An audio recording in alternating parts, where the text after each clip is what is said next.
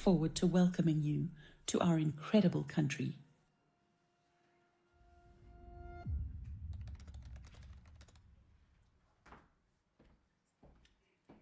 Thank you. It was a long battle to agree on which to include as the top 5, because Namibia has got quite a long list. Is that not so, my CEO at NTB? Thank you. Quickly about Namibia. So Namibia is a country of 824,000 square kilometers, and it's got 3 million people, which makes us the 3rd least densely populated country in the world. And that is, we were the 2nd until, of course, the latest population census, which made us number 3. And that's why you can see all those wide open spaces where you can just be alone with nature.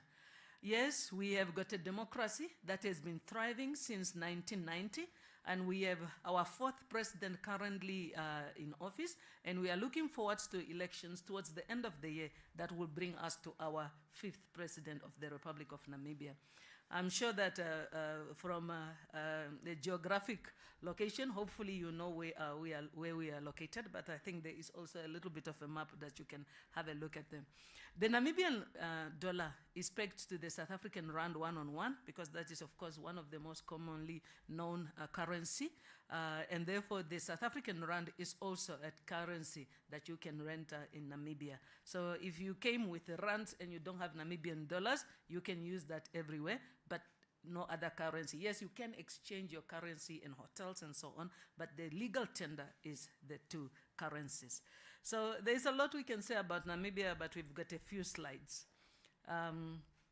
So the next one is, of course, why is Namibia trending? Here are some of the reasons that is making Namibia trend. Namibia is one of the few countries in the world that have got potential to produce green hydrogen at competitive rates. And we know if we are talking about decarbonizing the planet, we need to move away from fossil fuel. And many people like Europeans, Japanese, and Koreans are considering green hydrogen as the next source of energy. And Namibia is one of the top 5 countries in the world that can produce green hydrogen at competitive rate. And it is, yes, because of the desert, because of the ocean, because of huge tracts of land, because of wind resources, and because of solar resources. The other reason we are trending is because recently Total Energies, Shell, and Gulf announced that they found oil off the coast of Namibia, and they are busy exploring. So hopefully towards the end of next year, we might have 1 or 2 final investment decisions. We are the 3rd largest producer of uranium, and that is only with 2 uranium mines operating. We've got a few that are coming offshore. We have got significant for biomass potential, which is also another source of renewable energy. Yes, we are the one African country that is exporting beef. With all our desert, we are able to export beef to the US, to China, and to the EU. And also, not only that, in agriculture, we also have a niche market for grapes, dates, and blueberries. And beyond that, I'm sure you have seen the beauty of Namibia, and beyond, of course, uranium and others, we have got a thriving mining industry, which is the largest contributor to the Namibian GDP. So we rank in a few areas. Until this year, we were number 1 for press freedom. Apparently, Mauritania knocked us off the top spot. Previously, Ghana did, but don't worry, we always consider that it's a temporary hold that they have. We will reclaim that position very soon. We also really ranked as top 10 all the time by various ranking agencies in the safest destination, most peaceful country, best governed country in Africa, so the list is long. From a location perspective, that is where we are, and we have got a deep sea port in Walfish Bay. We are busy working on an agreement between our NAM port and MSC International so that they can manage that port, which sees us getting a number of cruise ships that are making their stops in Namibia. We also have quite a few number of people that will probably look at putting up some bunkering services in Walfish Bay. We do have another port, which is in Ludert. We have got 2 international airports, which is Windhoek and Walfish Bay. So, the top reasons to invest in Namibia tourism industry. we are an established destination for premium tourists. We have got authentic and enriching experiences, unique landscape. We have got a good and supporting foreign ownership regulatory, advanced infrastructure, easy access to our neighboring countries, political stability and rule of law, as well as, of course, your access to capital as well as repatriation thereof. What are the drivers of the Namibian economy? We at NIPDB were tasked with government diversification strategy.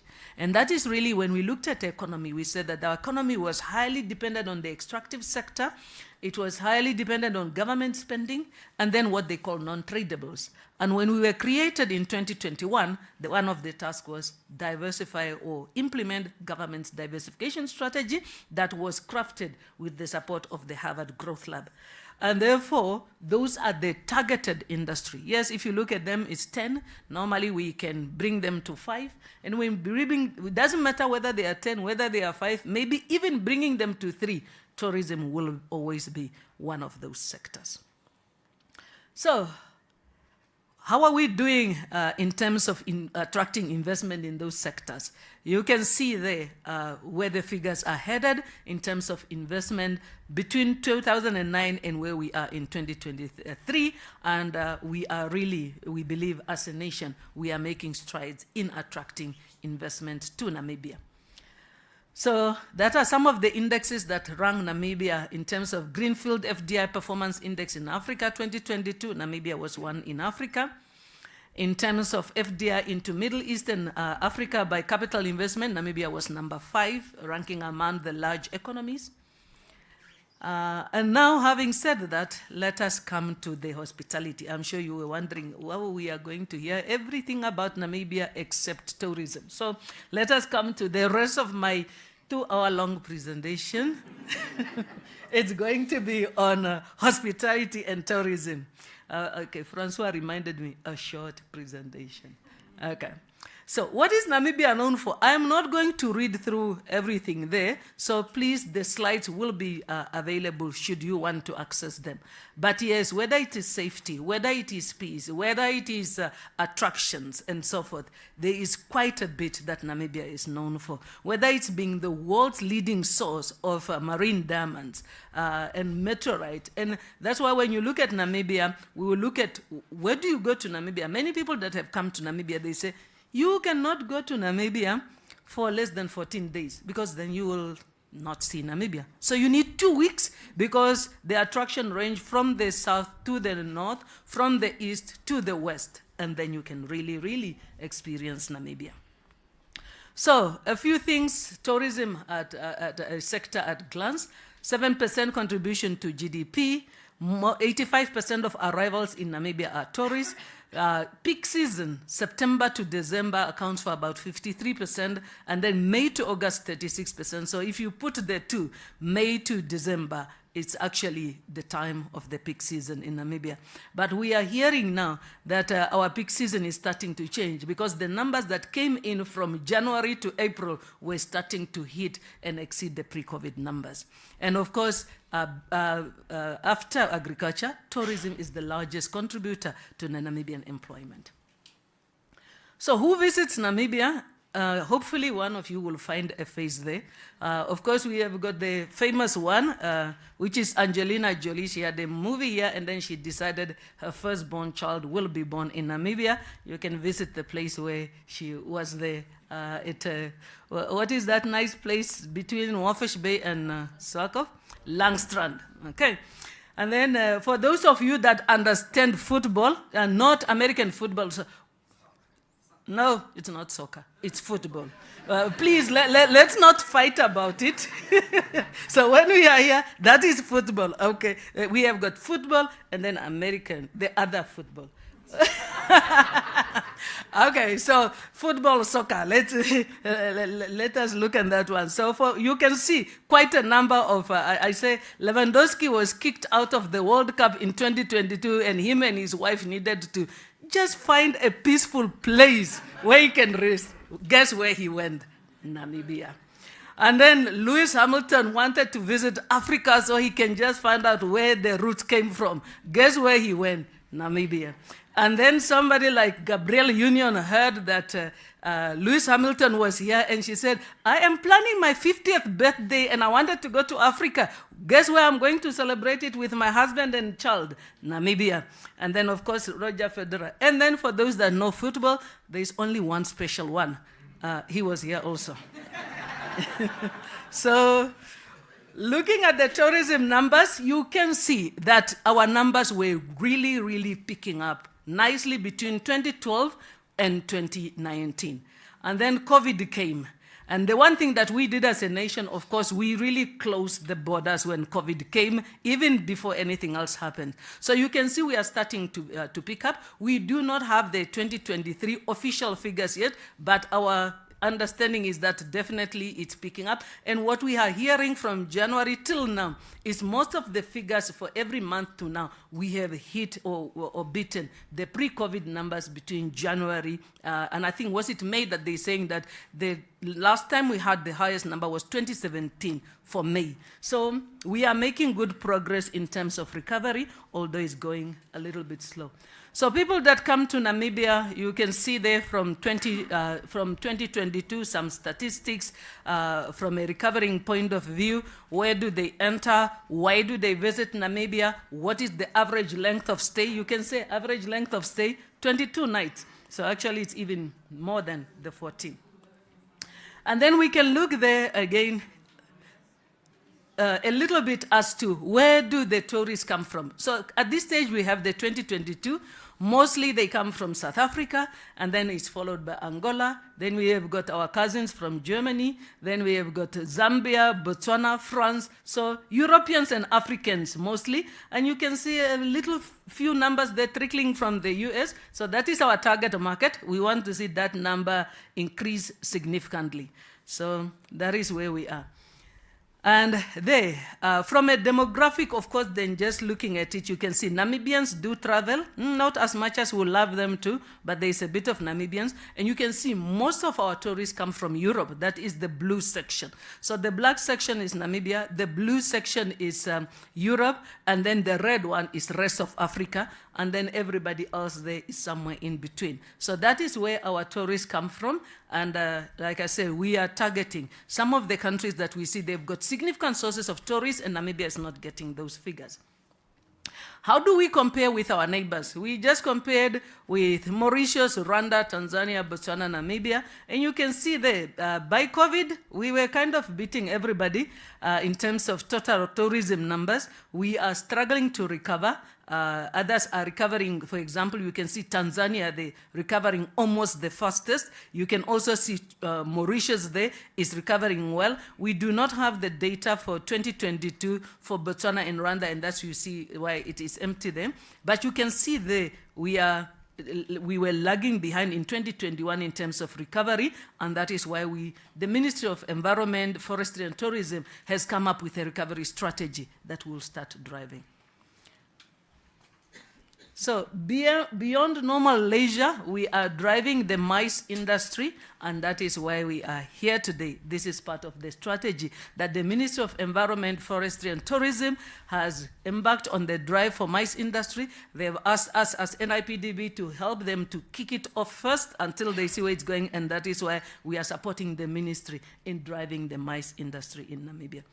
The other one you might have heard is we were one of the first countries to come up with a digital nomad visa. It's still there, 6 months of peace in the desert while you do your work. And then the other one there is you are part of a 5-country program. We have a place we call Kaza. That is the Kavango-Zambezi Transfrontier Conservation Area, and we are working at a universal visa for those 5 countries. It was announced by our presidents when they met in Zambia, I think Livingstone, just towards the end of May, beginning of June, and that is a process that is ongoing, so you are able to visit those 5 countries with a universal visa. So, quickly, Namibia offering, we say 7 clusters that you can visit, from central region to eastern region to northwest region to western coastal, northern region, and each one of them has got something unique and special to offer. where do you go for what? Leisure. You can see the huge numbers for northern part, southern part, coastal, and then some few central there. If you are coming for leisure, that is where the people go. If you are coming for MICE, you can see the central is taking the lead, followed by coastal, and then quite a good number there in southern, and some numbers there in northern. That is where the tourism, business tourism go. And then conferences, you can see following the same trends. They happen between central and the coast. So what we have to offer is 5 UNESCO World Heritage that you can visit. And those are the 4 of them. And then, of course, you have got the Skeleton Coast and a few other beautiful places that you can visit. How do you get to Namibia? I'm sure if you are here, you definitely found your way, but you might want to share with 1 or 2 people. So yes, we are trying to increase connectivity. So the Namibia Airports Company has launched what they call the Aviation Connectivity Forum, and we are really trying to push for connectivity. Of course, we need to increase the numbers, and as the numbers increase, we will see that connectivity coming. So currently, you can come through Frankfurt, or you can come through Addis Ababa, or through Johannesburg and Cape Town, and also we have got Victoria Falls as well as Luanda. Those are some of the places that you can come through. Or if you come by road, we are neighboring 5 countries, or you can come by ship through to the coast. So there's many ways to come to Namibia, but air connectivity, that's why we had Aviadev here last week, and we are pushing to see how do we increase air connectivity to get us more visitors. So where do you invest? If we would like to answer that question, please join us on Thursday for breakfast. So that Francois told me to cut that section because it's going to be a short presentation. So if I needed to make a short presentation, I needed to remove that part and take it to another day. So please, 27, 8 o'clock, join us for breakfast, and we will share with you many private sector and other projects where you can invest. So contrasting beauty, I think those are some of the other areas that you can look at. You have seen some in the video. I am not going to go through that one. And therefore, is how do you contact us? As NIPDB, we have got 5 offices globally. 1 in London, 1 in Pretoria, 1 in New York, 1 in Cairo, another one in Beijing. If you are from those continents, please contact us there. Otherwise, there is Francois, Jessica, Salma, Justine that you can contact. And normally I say, if all else fails, there is an email address there. Please send an email if all else fails. Thank you very much.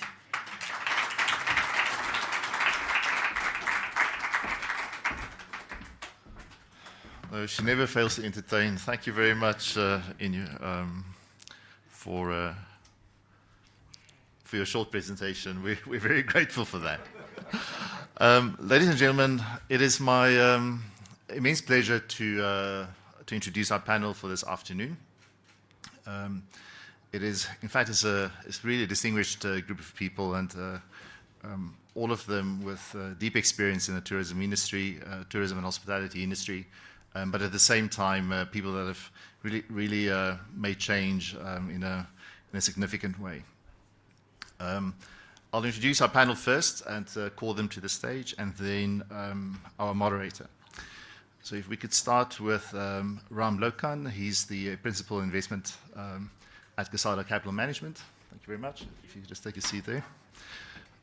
Ram is also, his firm is also the owners of this building. So thank you very much for having us. Peter Hein Kadapua. Peter is the founding CEO of Waki Wilderness Safaris. Thank you very much, Peter. And then really, I can only say that she's an institution. She's been perhaps longer in the industry than many of us is old in this room. Gita Petzold, she's the CEO of the Hospitality Association of Namibia. Sorry. And Boni Mbizo, he's the acting CEO of the Namibia Tourism Board. Thank you very much, Boni, for joining us. And then please allow me a great pleasure, actually. Our guest for today is, or rather our moderator for today, is the CBS News travel editor, and he reports regularly on a broad range of travel-related news for CBS Mornings, CBS Sunday Morning, and of course CBS News, Evening News. He's a multiple Emmy Award-winning investigative reporter and producer, and is the consummate insider when it comes to reporting travel news or travel business as news. Also, Travel Weekly named him as one of the most influential people in the hospitality industry, along with Bill Marriott and Richard Branson. And this year, he will be inducted into the US Travel Association's Hall of Leaders. He is the chief contributing editor at Michelin Travel, and also the co-author of Michelin's new Like a Local guides, and is currently serving as the editor-at-large of Global News Travel magazine. He's also a New York Times bestseller, writing the Travel Detective series, and of course the Best Places of Everything, revealing the places to find life-changing experiences, obviously like Namibia, and also a number of other titles, which short presentation. But I think, aside from being really a sought-after expert speaker and moderator, he is also a volunteer fireman at the NYPD in New York.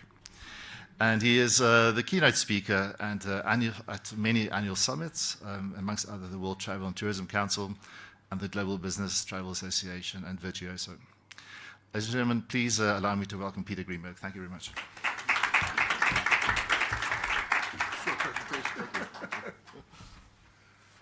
Well, thank you, Francois. Good afternoon, everybody. That was weak. Good afternoon, everybody. Thank you. Okay. And welcome to our panel. Before we get to the panel, for your, Nangula, your presentation, you made me think.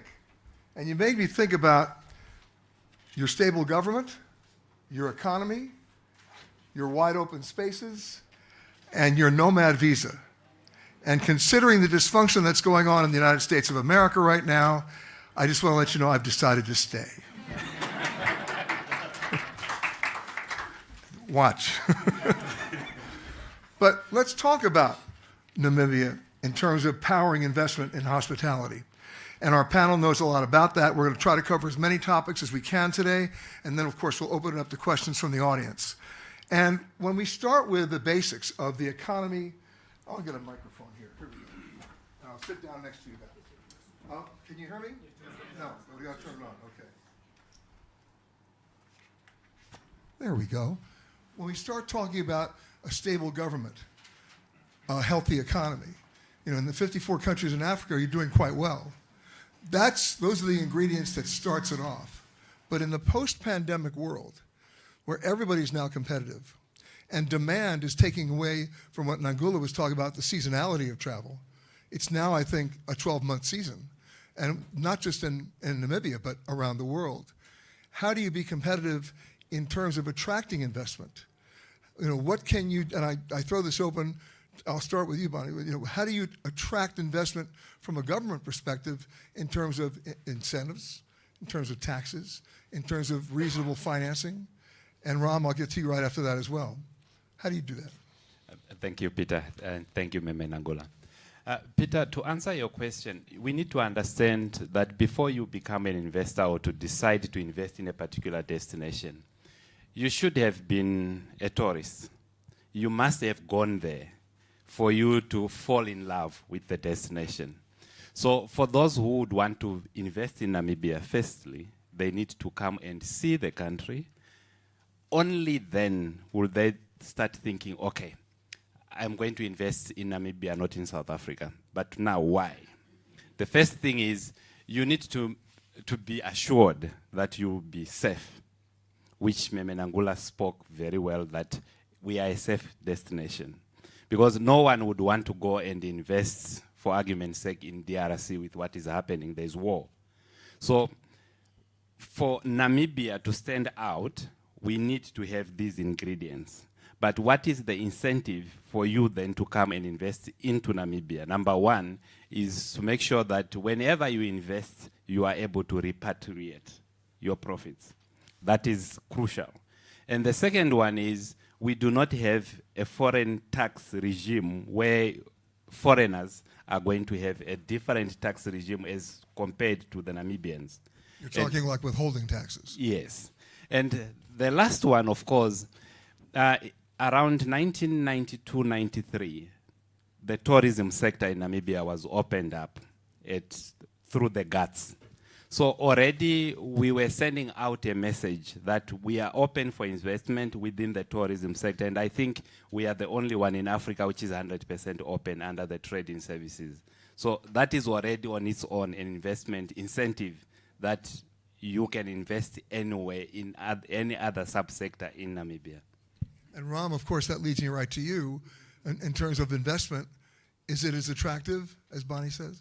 Well, I did follow Bonnie's advice before I even heard it today. I was a tourist here. I came on my honeymoon before investing in the country. So, so one definitely leads to the other. But definitely, we are. Thank you for having us here. We are honored to be the host sponsor for AIF this year, and hosting this wonderful conference in this wonderful place. We, as Casada, we are the owners of the Movenpick and Mercure Conference Center, Conference Complex. Thrilled to be able to host all of you here and showcase our little part of Windhoek in this grand open expanse that is Namibia. And as investors as real estate investors, as private investors on the continent, I echo a lot of what Bonnie said. Number one, we look at is the macro situation, even before we start getting into all of the statistics that were shared by the CEO just now. Is the country open for business, which means what is its regulation, its transparency, its macro context, its economic context, and so on and so forth.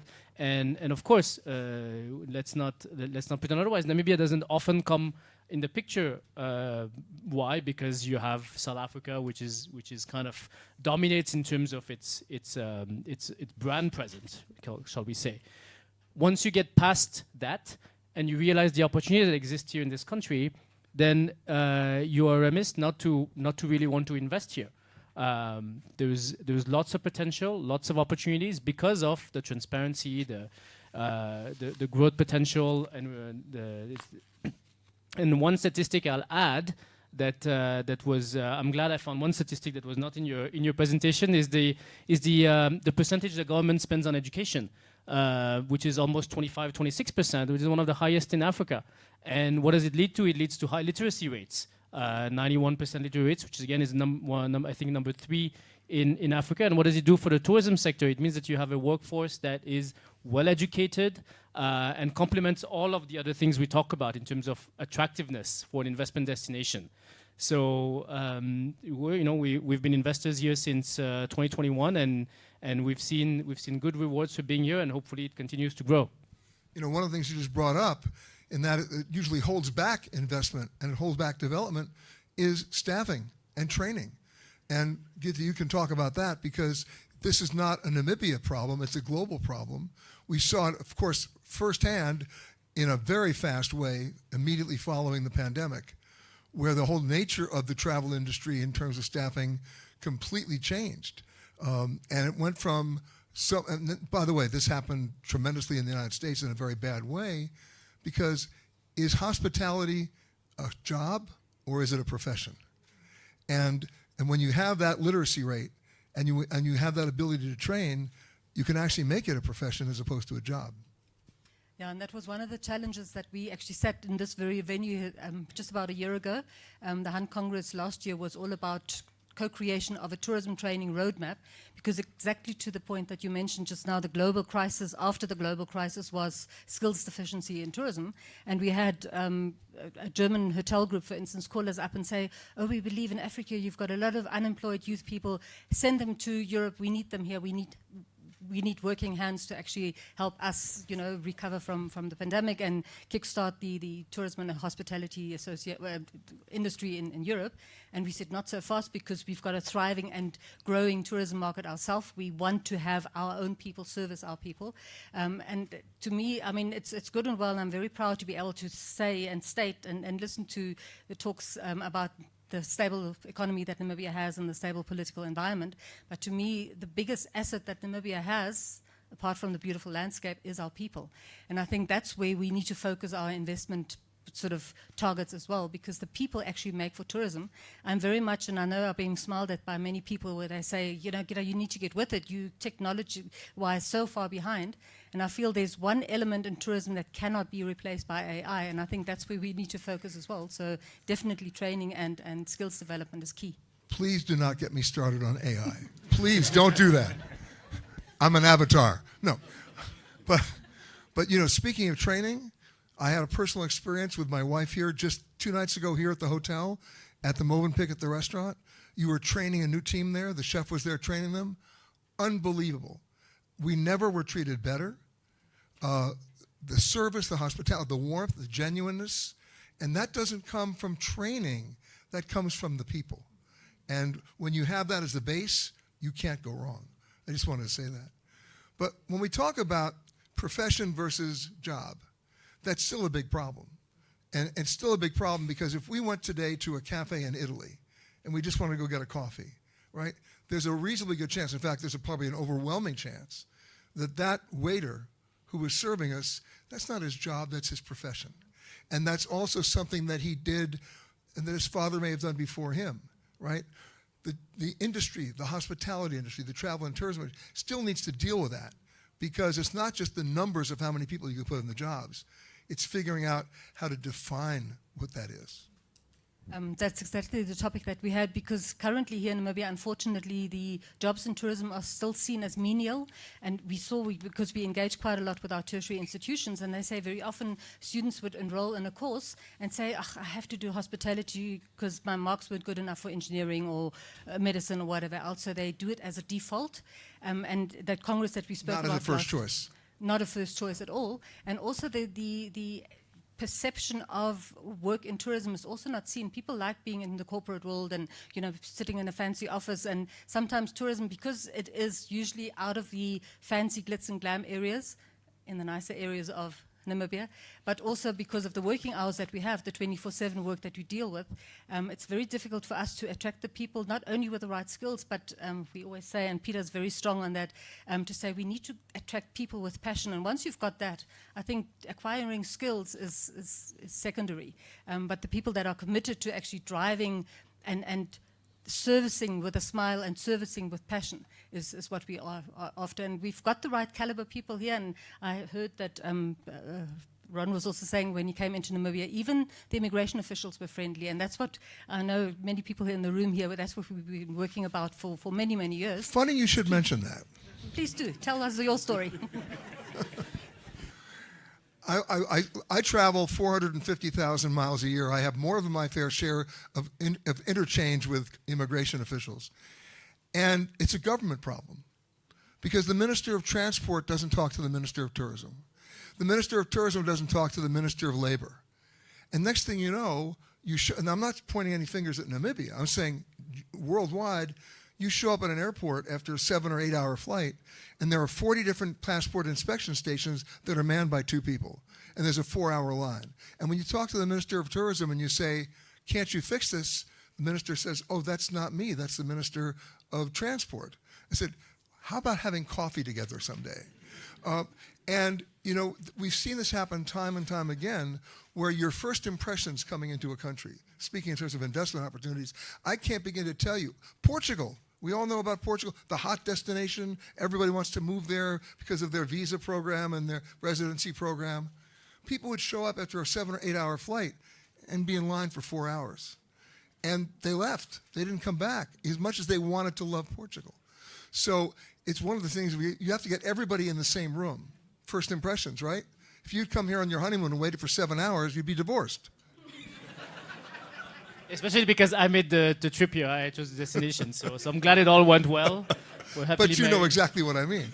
No, absolutely, absolutely. And when whether as a tourist or even here, we come regularly, obviously for work, and you can see, coming back to this point of people, you can see the openness to want to be trained, the levels of eagerness from the staff, from everyone. You're welcome with a smile, and you cannot train that. The rest you can add on top. And to get this point, we have to find a way to explain to people that this is an industry of growth. I mean, of course, there is minerals and mining. We all know historically that Namibia has been very strong in mining, in diamonds, uranium, and soon will be oil and green hydrogen. I'm not an expert in any of these things, but you can see that there's potential. But the reality is let's look at something a bit simpler. You know, I mean, and tourism is one of those things. And you look at the numbers, 7% of GDP on a quite a low base. The recovery is still yet to come, which means a lot more potential. But you can track it. You can track it, Yeah. yes. And it means that there are more jobs to come. There are well-paying jobs, there are formal jobs, and you have lots of parts of the government which are coordinating, starting from the NIPB, about bringing, increasing the share of tourism in the country. And let's talk about the numbers now, which is going to bring me to you, Peter, in a second. And that is the one thing that was amazing to me about your presentation, Nangula, was the average visitor stay, 22 days.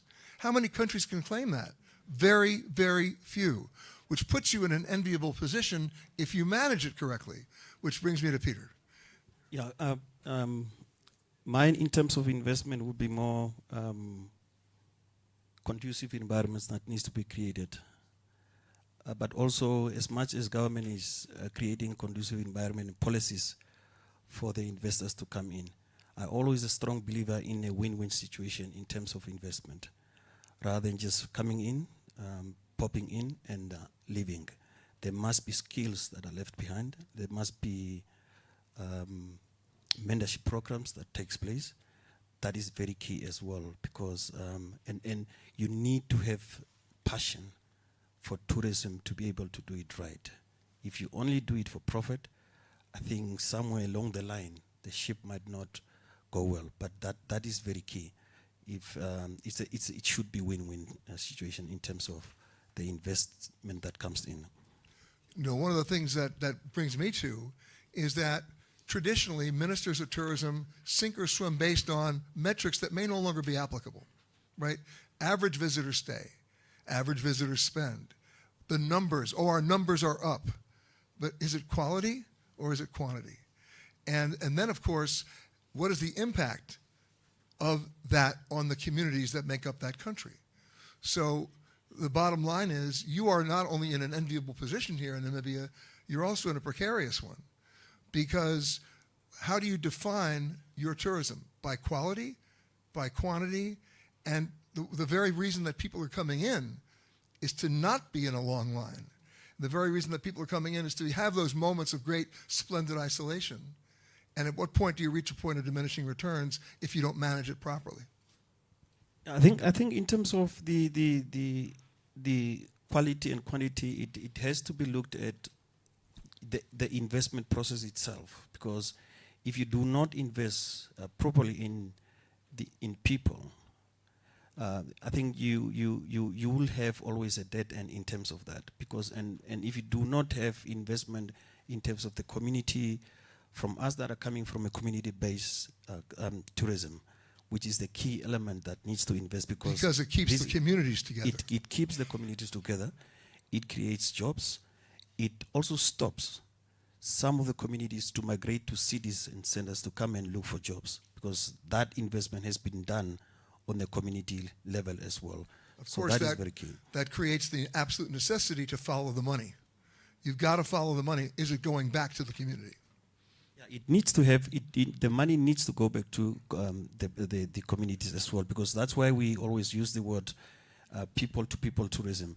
And I will steal quickly a word from the, me and Gita was just quickly talking now, we steal a word from the logo of the Indoko Toyota that says, shape today, own tomorrow.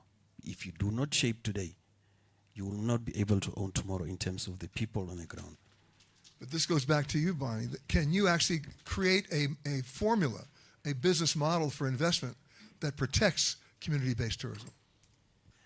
Peter, before I answer that question, I would want to come back as to when you were asking whether it's quantity or quality. If you look at where Namibia is operating, who are we targeting? We don't just go into any market. We identify the markets where we know there is disposable income. If you go into the Italians, we know what the Italians are looking for. Oh, you got to tell everybody now. I've been trying to figure that out for 25 years. Well, the Italians, they are looking for their good food and good restaurants. And they love their good food. But on a serious note, if we were to say we are going to be investing and marketing in Namibia as a destination in any of the countries, we are looking at who has the disposable income. Like now, the information which Nangula showed was the North America. It's a good market, but our presence there is about 12%. So we need to go there because we know there are states who have the disposable income, but because of the long haul, our connectivity has been a problem. They want to travel, but connectivity is not there. But coming to what Peter was talking about, investment into the rural poor, we have a concept of conservancies in Namibia, about 82, 85 of them, 86 now. The government was deliberate and is still deliberate to make sure that we have got conservancies where people can have a concession and invest within that concession. By doing so, we are empowering our communities and we are bringing investment into them. So if you want to invest into lodging or hotels, obviously you are looking at what is it that your people whom you are targeting are looking for. The Americans, they are adventurous. So you would want to invest where you have got more game. They want to experience what a lion can do. I don't know whether, Peter, you want to do that. So you would go into this particular community and you put your investment there. But surely, because of our land tenure system in Namibia, in communal areas, you don't own the land. You can only lease that particular land. And it becomes much cheaper, actually, if you invest in rural poor. Because you don't own the land, so you are not going to spend so much in acquisition. You go there, you have got an agreement with the land board and the communal leadership, thereby exactly solving the problem of people migrating from rural communities. And we all know, and the Fair Trade Foundations, the understanding is people would want to know where is the food they are going to be eating coming from.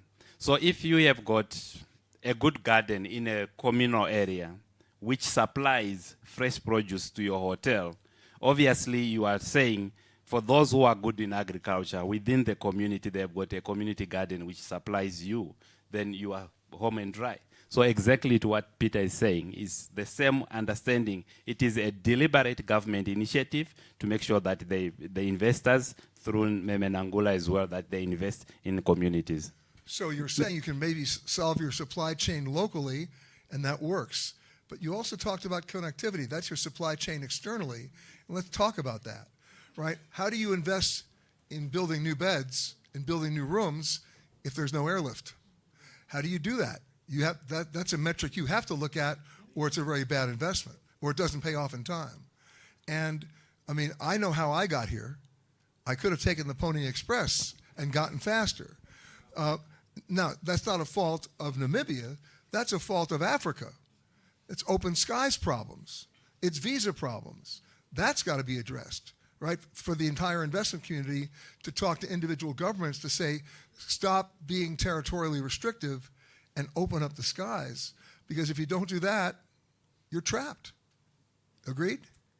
No, completely. And you see it, some countries like Kenya have started opening up visa-free travel across Africa first and to some select outside countries as well. But promoting that intra-tourism, inter-regional tourism is critical.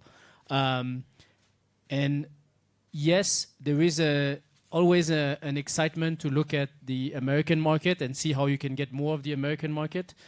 But it is a long-haul destination. it is very, very far to travel. It is very different time zones. Today, I think the statistics show 30% of the tourists come from Germany. You have 2.7% from France and some of the neighboring countries. To us, at least as a business hotel, it's very different than from a government perspective. We look at how we can grow that share across Europe rather. When you talk about nomad visa, who are you going to attract? You're going to attract people who prefer to work in the same time zone. You have a lot of those other benefits being here, and a lot of those places also have ease of visa entry into the country. So those things matter. Going back to the macro, they matter first and foremost. I mean, there's only so many beds you can fill when you have 500,000 visitors versus 2 million versus 10 million. That's just the nature of it, and you're going to fight for a reducing market share. So first, let's grow the pie. Let's grow the pie where it's obvious, and let's do quote unquote some of the obvious things. And I think post-pandemic, you've seen a lot of countries fighting for the same things, the same share of leisure tourism from the same kind of highly developed countries. But the reality is, the first ones who are going to get it are the ones who are going to be able to open up their borders faster and attract the airlines, the tour operators, and get their brand out there first and foremost. Rwanda has been very good at it. We've seen it. You can see it in the numbers. It punches way above its weight, and there's a few countries like that as well across Africa. But I think we believe, at least as investors in this country, that Namibia is one of them. It's at the forefront. Are there other things it can do? Absolutely. It's there, and it's for the taking. You know, you mentioned. Oh, Peter, do you want to say something? Peter, I just wanted to add something in terms of the what the acting CEO has said in terms of the different markets as well. Because when you, I'm coming from the Indaba in South Africa a few weeks ago, and surprisingly enough, is that the U.S. market is much more interested also in cultural and community-based tourism, and little countries as far as Latvia has been so much interested, Austria has been so much interested in community-based tourism. But when they visit communities, their comfort you cannot compromise. So they would want to love to spend money, benefit local communities, but they would want to have a proper bed to sleep on. And I think that is where the issue of conservancies comes in, issues of investment in lodges from the region I'm coming from. I'm coming from the best region that sells and promote the best meat ever. See, Omaheke. And the only region that is called a country within a country, cattle country. So, and we have a diverse cultural concepts of tourism that comes in there, including more academics are coming there in terms of historical tourism. But what we are lacking is investment in proper lodges, because that is very key in that. Well, one of the things that I think we can talk about here is what really happened during the pandemic, because there was a dramatic change in people's purchasing patterns, right? They came up close and personal with their own mortality during the pandemic. Either they got COVID and thankfully survived, or worse, friends and loved ones didn't. And it changed their approach to what they wanted to purchase. They said, you know what, I have no idea how long I'm going to be on the planet. Maybe I don't need a new car, or new clothes, or new jewelry, or new expensive electronic items. I want experience. And it speaks to what you were just talking about, right? And they just came out of the gate screaming. You may have heard the term pent-up demand or revenge travel. That wasn't it. They just repurposed their funds, and they put it into travel and experiences. And the travel industry wasn't terribly prepared for it, because first of all, they didn't think it was going to be sustained. It has been. You've all seen it in your numbers, right? But then that goes back to what Ram was talking about, long haul, because they want to come. The question is how they're going to get here. And we now have aircraft that can go nonstop. They don't have to stop for refueling. Cape Verde is like a ghost town now, because they don't have to stop there for refueling coming out of South Africa. The same thing happens in this part of the world. You have the equipment. Now you have to, it's the chicken and the egg, isn't it? The airlines will say, okay, we'll fly there if you guarantee us so many seats, right? It's almost a game of extortion. I'll take that back. It is a game of extortion. And you know I'm right. We've seen that, by the way, in the Caribbean, where one airline is basically saying, if you want us to fly there, you have to pay us. I mean, and one island actually said yes and set a dangerous precedent, right? But here, it's a brave new world. The door is open. The equipment is there if Boeing ever makes their deliveries. Well, it's another issue. But that's another 2-hour special we'll discuss later. But the bottom line is the technology is there, the equipment will be there, and then the question is now you're in competition with 53 other countries to see who's going to get long haul first. You mentioned Rwanda. They got there first. They got there first, but how did they get there? They priced themselves very high. And that brings up the next question for you, Gitte. And that is, at what point do you price yourself out of a market or eliminate another market which doesn't help you? Exactly to the point of quality versus quantity. Now, I know that when we talked to government about recognizing tourism as one of the economic pillars, and it was a battle to do so because we were always fighting against mining, fishing, and agriculture, which are the pillars of the Namibian economy, we said, you know, tourism is so important because it takes jobs to the people, and unemployment or employment is a very important element. There was the statistic that for every 12 tourists coming to Namibia, one job would be created. So at some point, we were sort of chasing numbers in terms of quantities of tourism. And by the way, that completely is in sync with the WTTC figures that 1 of 11 jobs is travel and tourism related. Exactly, and WTTC actually initiated our first TSA, the tourism satellite account, about 20 years ago. 2006, I think, was the first one. But since COVID, we've also had this shift, this mind shift, where we say quantity is not what we're after, and it might sound a little bit conceited. For Namibia, what is very important, and we had this whole debate about conscious travel, and I know that the world is changing to conscious travel, also an environment in which we work in Namibia, and Peter made reference, and Bonnie as well, to this whole conservancy tourism where we engage the people and actually take the benefits to the people. And Namibia is, I think, one of the most advanced countries where it comes to organized community travel. We've got whole booklets, and that's why I brought it here, about conservancy travel, where there are systems in place talking about project finance for permanence and, you know, wildlife credits. We are there. We have an open book in terms of how we engage with international communities that want to apply and want us help build a sustainable tourism industry in which we sort of take our conscious mind towards what is good for the people and the planet, and then develop and then look at numbers, and then, you know, so we're very careful to call everybody to the party to say Namibia has got, and yes, we do need open skies, and we do need to sort of ease our whole, the aviation legislation, and our visa regime needs to be looked up and reviewed, but we are also very conscious about the impact that tourism has, and we want to do it sustainably and with sort of permanence as our key phrase. You want to do it responsibly. Exactly. But again, we live in an era where the buzzword is over-tourism, right? I could probably name, and you could probably name, and most of you could probably name 20 destinations right now that are grappling with something they cannot handle. Greece, Barcelona, Venice, Amsterdam, Croatia. We're just getting started, and they haven't fixed the problem, right? Greece has 30,000 people a day trying to climb up the Acropolis in 100-degree weather. It's now a medical emergency, not just a numbers emergency. And you know what their solution was? We'll reduce it to 20,000 a day. That's not helping the problem.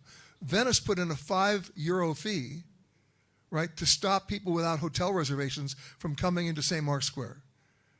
Guess what happened? Nobody stopped coming. They kept coming. So now they're increasing it to €10 a day, and they're still coming. Right? In Japan, they put up a wall, they put up a big banner in a town where people used to take selfies, right, of Mount Fuji, and a week later, the banner had holes cut in it, and nothing was stopped. So you're not at that point. That's the good news. You can learn from everybody else's mistakes.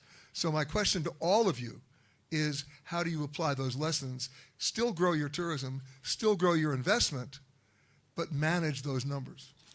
Peter, I just wanted to add something in regards to perhaps price versus quantity. From my experience is that when it is something that we have been taking for granted, because I've been in the tourism sector now for 2 decades almost, and basically specialize in community-based tourism. It was a difficult journey, but at least you can see the light at the end of the tunnel. But what we have realized is that you sometimes undermine yourself of selling your experience, a cultural experience. But when you have tourists that you take to community-based villages, authentic, no setups, those tourists are in fact encouraging you to put up your prices, because that's the authentic experience that they are getting.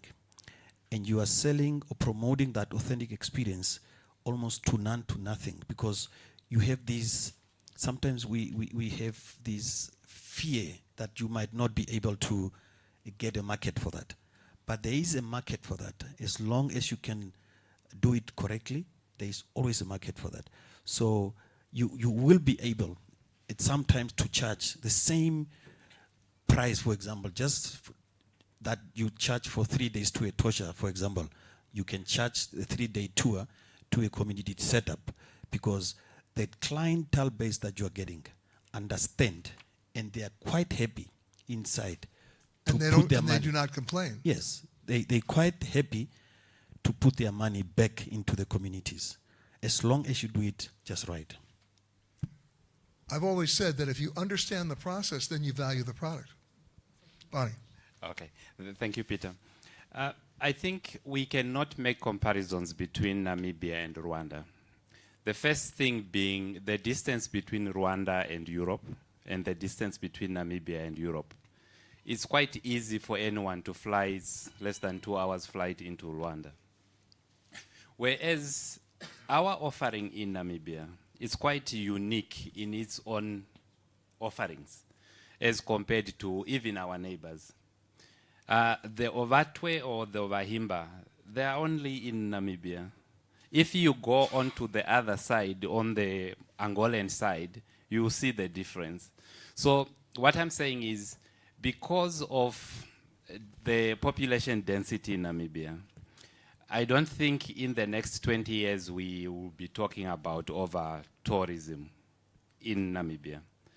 And the fact that we have got more animals than people in Namibia is one of the things which no other country can actually offer, that this is an authentic experience. Because everyone, when you travel, you're looking for an experience. And that experience, the one you are going to encounter, which you have been encountering here, is not the staged one, like what Peter is saying.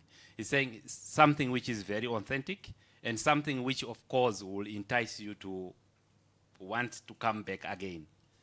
At a certain price point, people want bragging rights. They want bragging rights to say, oh, you did that? Ah, but I hung out with the lions, and they didn't eat me, because you promised me they wouldn't eat me. But I mean, but then the question then becomes, do you make yourself in that process an elitist destination?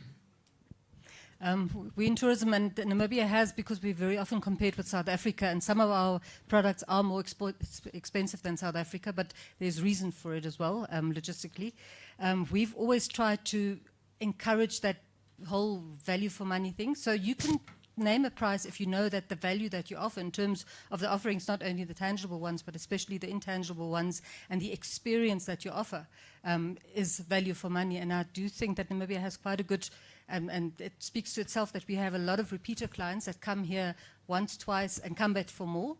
And that's why we need to sort of make sure that every time they come here, they've got different products, different regions that they go to. So to speak to the cultural diversity that we have beautiful programs, not only in Peter's cattle county of the East, which is actually the least developed tourism region that we have, but speaking about the Northwest and Northeast that takes us into the Kaza, the biggest transfrontier conservation area. And Namibia's got so many assets and so many attractions that would come, have people come back for more. And compared to the rest of our competitors, and I would call them competitors at some point and partners at others, compared to Botswana and Zimbabwe and Zambia, we're still seen as quite cheap. The air access is a huge problem for us in tourism, but sometimes I would almost say it's a blessing in disguise, because it will We'll keep the numbers low. It will never get us to mass tourism, because people have difficulty in getting here. But we do need to look at, and I know that Air Connect Namibia initiative is there to actually look for the right kind of partners to also deviate from, or not deviate, but diversify. Currently, we've got that direct link into Central Europe, which is our strongest market. But we do need to have a route into the East and the West. So America and Asia do need to be connected in some form as well, and be it by code shares with other airlines. I mean, it's not as though we want to do it exclusively or sort of isolated from anybody else. There are connectivities that are currently being discussed, but there are ways of means. But the key thing is that we need to look at value for money, that what we offer is authentic, and Peter spoke to that as well, and that we really make sure that people come back for more. And of course, when you go to one of your locations, Peter, the one thing that happens, which is inevitable, which is going to get people to come back, you're going to have a conversation, right? You're going to actually people to people, and that's the key. In the remaining time that we have before we open it up to questions, I want to go through our panel one more time and start with you, Ram. What's your biggest challenge? We need more people visiting Namibia. No, I think the statistics are simple. Look, we mentioned all what's happening in Europe, in Japan, etc. But if you look at the occupancy rate in hotels in Namibia, I think last year was about 45, 46%. You're comparing it to destinations in Europe or the US who are running at 80% occupancy. There is plenty to do with just what has already been built here. And I think the more we engage with the international community, wherever it is, and bring people here, not only as a leisure destination, but also as a business destination. And I'm speaking very selfishly because we have one of the largest conference centers in the SADC region. And you can differentiate people coming from Namibians doing business, SADC region doing business. SADC is a South African development community extending from here all the way to Tanzania. You can differentiate with European visitors. You can price them exactly like Rwanda has done to capture the value chain across different points. But the point is simple. The destination has to be marketed strongly abroad. We need to have more of these types of conferences here. We need to have more of just people visiting, knowing about it. It will snowball into a popular, more and more popular destination, which will bring more jobs and more to the economy. That's our biggest challenge today. Peter? Surely we need more marketing and more tourists in terms of community-based tourism that really touch down in remote areas. But also equally, we need more investment in areas of, like the eastern part, maybe if I'm speaking selfishly, because when you look at the age group that really do cultural tours, it's almost from 49, 50, 60, 70. So it's not the younger generation that does that could camp anywhere and so on. It's the older generation, if I might use that word, but that wants a proper facility to sleep after all the activities. So we need really that part to be looked at. Gitte. Our biggest challenge, and I was told that by an American a couple of years ago, is Namibians don't know how to tell their story. We've got amazing stories to tell, but to put Namibia into words that would actually sell is something that even Americans that we had here for the Adventure Summit a couple of years ago, was it 12 years ago, they said, you know, now that we've come to Namibia, I'm actually at a loss of words as to how I will package this country to make it sell as a travel destination. So any help from you, Mr. Greenberg, would do wonders. Thanks. Well, you already know what I'm planning to do. Please. I will do that. Namibia We'll fill you in on it later, but we have a plan. Namibia is still known as the best kept secret of Africa, so maybe with that plan, that accolade might change. Bonnie? Mine, I think, is the air connectivity. That's one biggest problem. And one of the challenges is if you were to stay for long, you go up north, the Ohangwena or Musati, that region, part of Namibia, the northern part of Namibia, I think the investment has not been talking to the number of people who are already there. For instance, in the Ohangwena, which is the region with the highest number of people, we actually don't have even a conferencing facility. Neither do we have, I think we don't even have a bigger lodge in the Ohangwena, but yet that's where we have got the highest concentration of the population of Namibia. So, And a concentration of trainable staff. Exactly. That can, right. So while I'm wrapping up, I think it would be fair enough to say, look, as much as we have these challenges, the over-tourism or mass tourism will never happen in Namibia, because every time you come into this country, you are going to find a new product somewhere else in one of the regions. So there is something for everyone every time you come back to Namibia. So our challenge remains air connectivity. Let me throw it open to the audience. Anybody have any questions you'd like to ask the panel? Don't be shy. Yes? Let's start with the gentleman here. Thanks. Rom, investment. You've gone through an acquisition process from a regulatory perspective. Where are we at? Are we over-regulated? Are we under-regulated from your experience internationally? As a private investor, I think there's no such thing as under regulation. But I think what we have gone through to make an investment here, and look, we do comprehensive due diligence with some of the best law firms, tax and structuring firms, and the reports came out pretty simple. To be very, very transparent. Of course, there's processes, there's competition commission, there's this, that, and the other you have to go through, but there wasn't much uncertainty through the process. So I would say the regulatory regime and the regulatory environment seems fair. And I think that's why I leave it at. It seems fair for what you're doing. Of course, we are not in the mining and all of that, so I can't comment on some of the more challenging industries. But in terms of hospitality, getting the business licenses and so on, it is among, and I should add as context, we're invested across 8 countries in Africa. One is a question: does Namibia run? Does the government run a hospitality training school? Secondly, is from the presentation that was made by Ms. Nangula, if I was an investor, I would find myself investing the next day. It was really a very good presentation. But then, what we see on ground, and I think Peter has really tried to labor so much to talk about this. I'll give my experience as a tourist into Namibia. And I've been sharing this on a number of platforms wherever the people I meet. The first one was we could have maybe have had immigration to join this very important discussion, because at the moment you arrive at the airport, the first impression that personally I got with my team was whether we were ready for investment. What we see at the airport when you come into the country and what you test are completely different pictures. Today we are looking at readiness for investment, but then at the end of the day, we also need to set a platform. How is immigration prepared to receive investors? I can't come to the country, Namibia, and I spend 1 hour to maneuver on how to really get into the country, because it is really a kind of a show. Then when it comes to MICE, we all know that tourism is public sector driven, and at the end of the day rather led, and it is private sector driven. We had a very big conference, rather engagement here at Aviadef last week.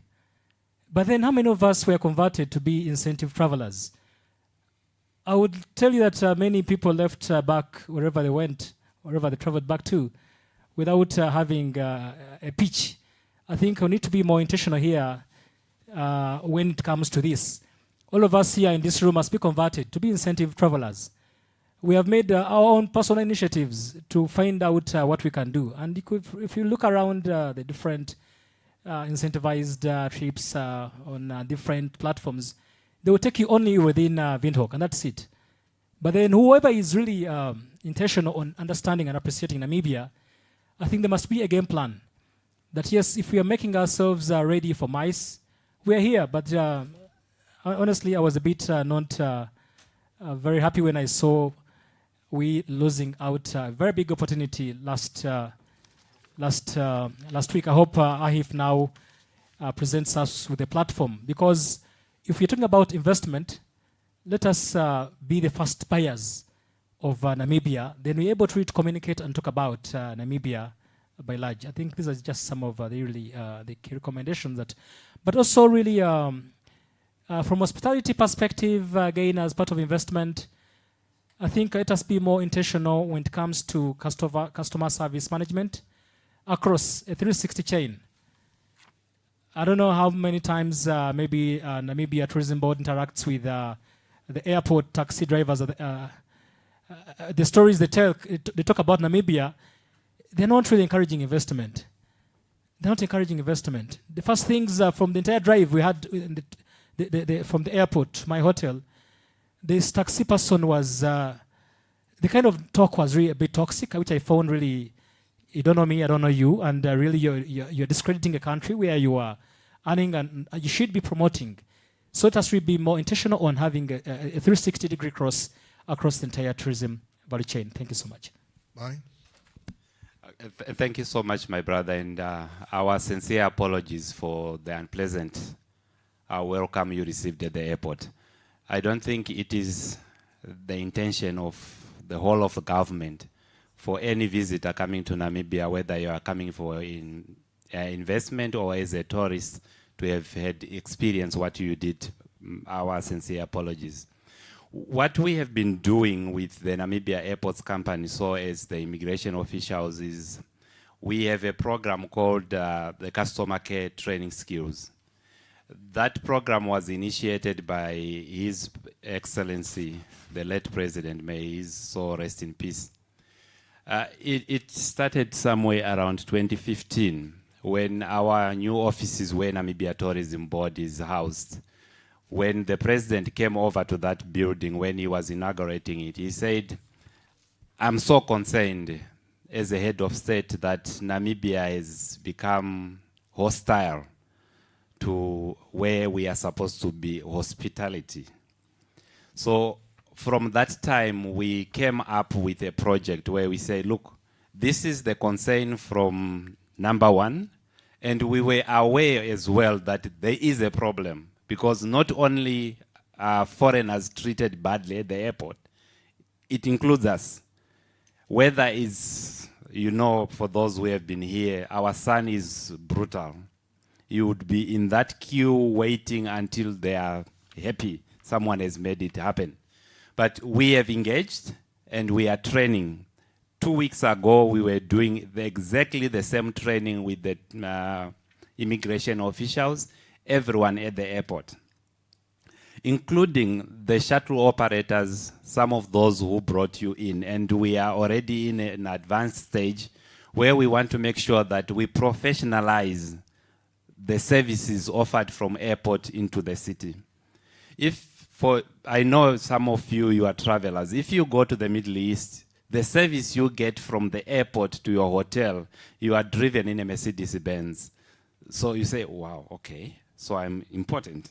So that is the And then you atmosphere. find out that everybody's driven. Yes. So we want to create that atmosphere where whoever comes to Namibia, you feel you are welcome and you are important. As to the question whether we have got hospitality schools in Namibia, government hospitality schools, the two major universities in Namibia are government-owned, the University of Namibia and Namibia Science and Technology. They teach hospitality. They are government-owned, and the program they are advancing is government initiatives. We might not be at that high speed, as you heard from my colleague Gita, said, ideally in Namibia, the ordinary Namibian who studies tourism does not have the higher marks. So tourism becomes a default course. So that passion is not there. But for those who are passionate about tourism, obviously they are making a difference. But going forward, I can assure you, everyone in the tourism sector, because it has been preached now and then, that whichever angle you want to take, tourism is among the top 3. So we are putting investments and we are investing our time and energies into tourism to make sure that whenever you come into this country, you feel you are home, away from home. No question, Peter? Question over there, yes. maybe just to add to that, one or 2 points, because you referred to my presentation. So one is at the airport. I think it has been given. There's a lot. We believe that our best partner at NIPDB is the Ministry of Home Affairs, Immigration, Safety and Security. We have really worked a lot with them in making visa processes simpler. If you see, even getting members here, I know that we were having one challenge here, one challenge there. We spoke with Gita, but we worked with them to make sure that that was smooth. And yes, the executive director of the Ministry of Home Affairs actually has got almost like a training that he does outside Omaruru, where he's training his staff members, and from time to time he invites some of us. So it's not perfect, we agree, but there's a lot of investment and training that is going there, and maybe one step at a time we'll get there. So that's one.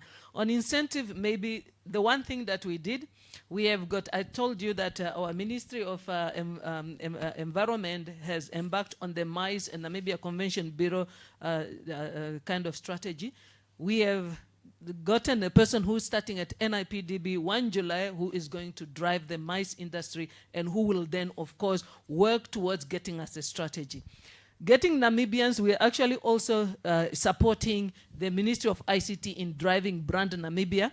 And we've got a person who's starting as a, who has started, Catherine, that person has started in June as the brand manager. And what we will do then is get a number of Namibians together. We have got a committee that will put the brand Namibia together, and we will then work towards making sure that that brand goes through to the 360 degree. So we agree 100% with your observations, and there is a lot that has been put in Harambee Prosperity Plan 2 that we are implementing to make sure that we respond to those challenges. And on the training, we have got a training levy for where we have got vocational training. The NTA also has got vocational training. And if you've got a private institution, you can also register with the National Training Levy, and the government can subsidize the training for that.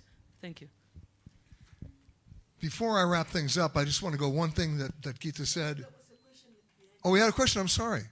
Oh, you interrupted the question. Aha! Yeah, sorry.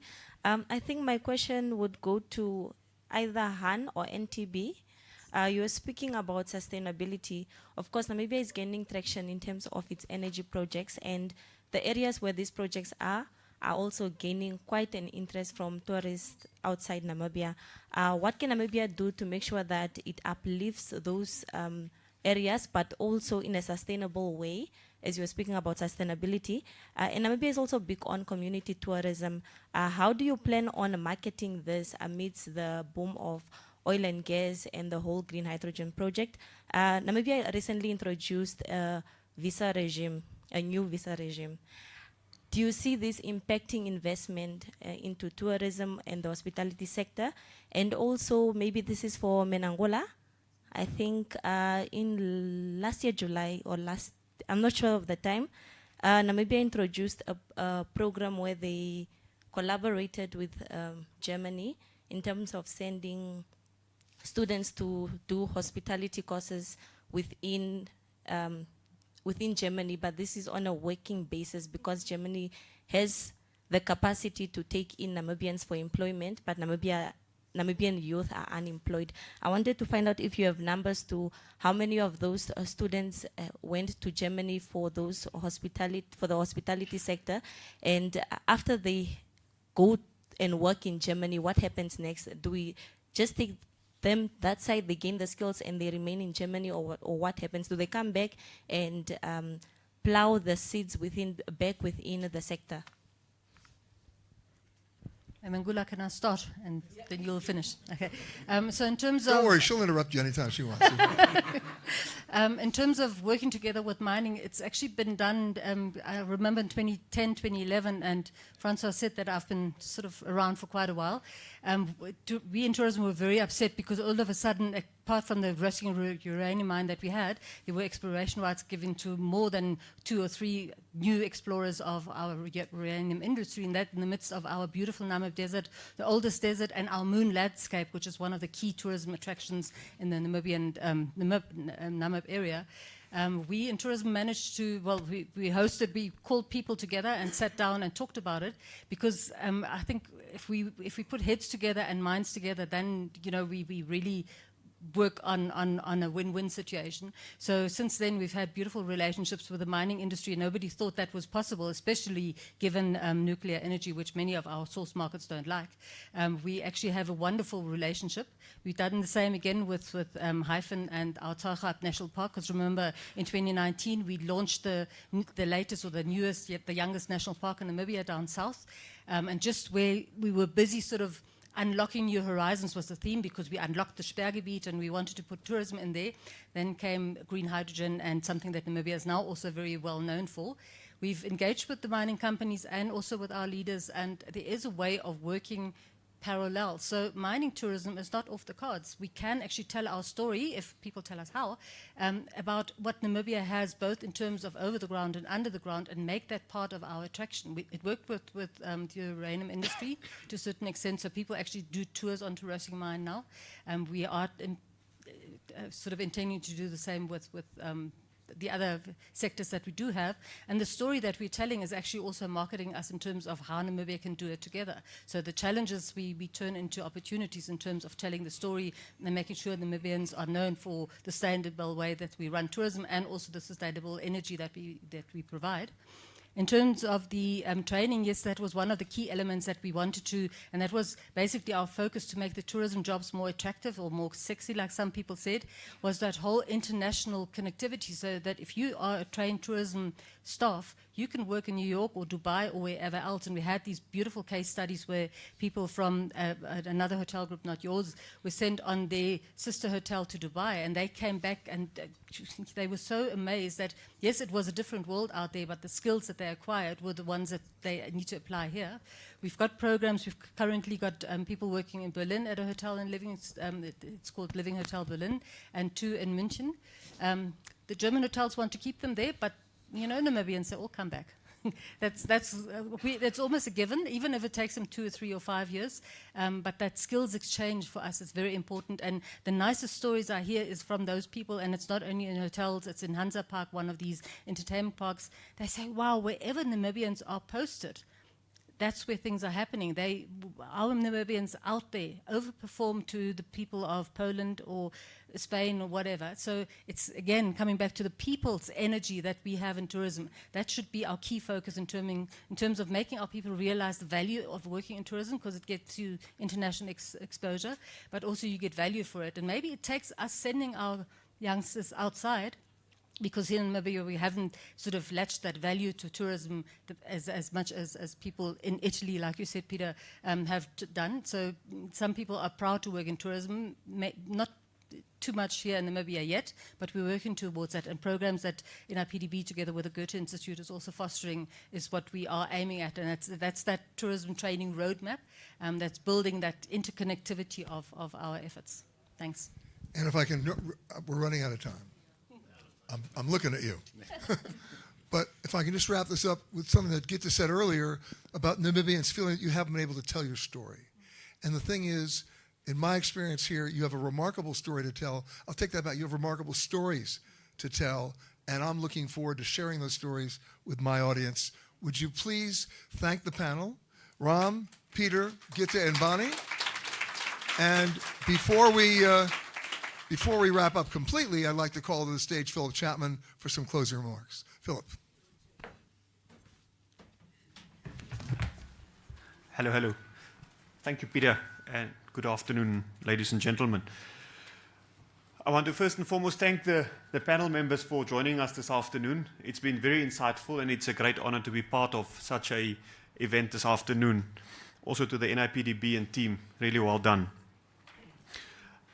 I'll briefly reflect on what the panel members said and what Manangula also said, and out of that maybe draw 1 or 2 conclusions. I think first and foremost it's very obvious, or let's say pertinent, that Namibia's got significant cultural heritage, natural beauty, and diverse landscapes. All of that with the people of Namibia allowing us to really offer something very unique as a country to the outside world. That enables us to attract investment, but as we've heard, there's a few building blocks we need to work on, whether it is training, whether it is enhancing our immigration outlook. So I think from the panel, there was a number of points identified that we will build on in the coming months and years. But definitely, I think on the whole, Namibia offers quite a unique opportunity for investors to come and invest and also make a good return in terms of what Namibia has to offer. There's obviously also a need for government, private sector, and also local communities to work together slightly better to create an outcome that collectively harnesses the opportunities that we have. And then I think the other point that Ram also made is that there's definitely partnerships to be built across the continent, but also across continents, looking at the East, the US and the European markets and how we can tap into them more specifically. From an RMB or FNB perspective, we have this notion of building a sustainable Namibia or building a long-term sustainable Namibia. And tourism is an important building block in that.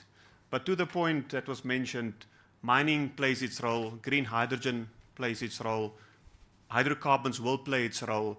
So as a collective, if you think about all of that and how it can come together for Namibia as an economy, I think we can leverage the different opportunities to deliver for Namibian investors, for foreign investors, but also for the Namibian people at large, an outcome that will enable a better country for generations to come. So I want to thank Peter, I want to thank the team, and again, to all of you attending today. Thank you very much.